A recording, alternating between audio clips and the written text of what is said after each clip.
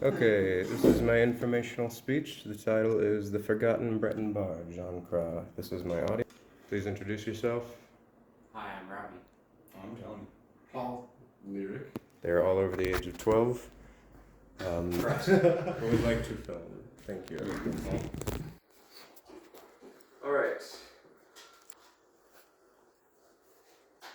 Imagine for a moment a fantastical hero traveling the world and commanding fleets of ships, and all the while writing beautiful music.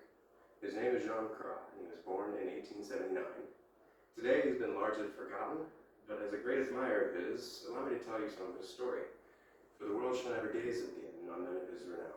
Jean Cras, the bard that was and never shall be again. From his origins, his early career, and why he faded into the background as time marched on, let us take a look at the tale of Jean Cras. So then, let's start at the beginning of his life.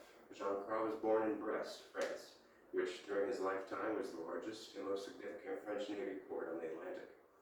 Thanks to research in various publications by Dr. Paul Penbishaw and others, we have some access to details of Cras' early life. Thanks to research, he came from a line of Navy men. He joined the Navy at the age of 17, serving first on a cruiser in the Caribbean, not quite following in his father's footsteps, who was a doctor in the Navy.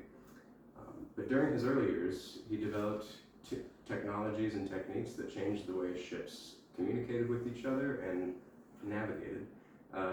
He invented what is now called the Cras navigational rule, which is a plotting compass that is still used on planes and ships today, and an electronic signal selector, which would automatically select signal flags on the ship, which greatly increased time from having to select them manually. By the time the Great War had begun, Jean Cras was promoted to adjutant, or an admiral's assistant. During the war, he commanded torpedo boat squadrons, fleets of small ships armed with mainly torpedoes. On one such ship, he sank an enemy German U-boat, and he would be recognized by the Navy for bravery when he bravely rescued a man overboard at sea. Later, following the end of the war, Cras was appointed to the commissioned rank of commander. He would serve as a captain on a lot of ships during this time, and he would also be an advisor to the Navy in matters of technology and research and shipbuilding. His last role was Major General and Commander-in-Chief of the Fort of Brest, his home. He would die there in that post at the rank of Rear Admiral in 1932. Now, as I mentioned at the start, Jean Cras was a composer, writing during his spare time not dedicated to Navy affairs. Cras wrote his music during a peculiar and uneasy time in Europe, following the war, that is. As someone familiar with music at the time, I would call it angsty and confused, especially in France. The war shattered many old notions of beauty and harmony in music. Ravel, Fauré, and Debussy, the three great French masters of the time, were hugely influential, just on the scene as a whole, but specifically on Jean Cras as well. Prior to the war, the French school was already fixated on rewriting the old rules of harmony and form in music, but after the war, which caused the death of Debussy in its final year, the music scene was new and exciting, with composers eager to combine the new sounds and ideas that followed this great catastrophe. Cras found his voice within this school, and he also found a lot of inspiration from his one and only teacher, the great Henri Duparc, another French composer. Cras studied with him after having met him in 1901, as we know from Marie-Claire Brustot's research. And with Duparc, Cras learned to study the works of Beethoven and Bach, and Duparc once called Cras the son of my soul. They were engaged in much correspondence for many years.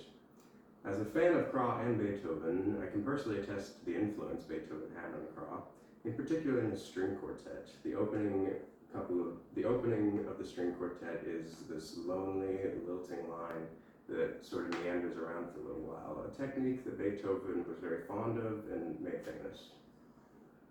So, with Cras being such a remarkable figure, contributing to the fields of science and music, and even having a degree of celebrity during his life, why did he become forgotten? He's not remembered very widely today. I have a few different analyses as to why this is.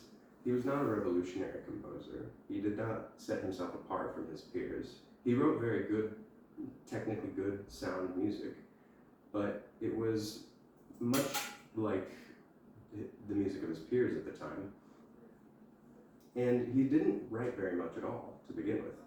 He did not dedicate himself to music, rather, he wrote when inspiration came to him. And as Dr. Ben Pashon records, Cras once said, "The last thing I ever wanted to be was a full-time composer, despite his love of music." Cras was essentially a highly skilled amateur whose focus was first and foremost on his naval career. I think it's clear now that Jean Cras is one of my favorite composers for a few reasons. He was a Renaissance man, dipping his toes in all sorts of areas of arts and science.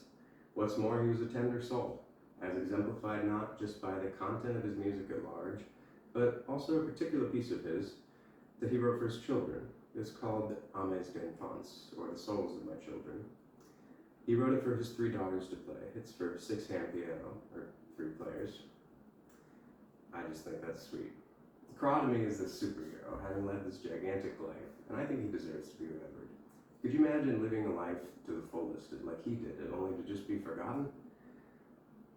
So now I'd like to leave you with a fantastic ending to Cras' Piano Quintet Movement 1, which represents a lot of his musical style so very well.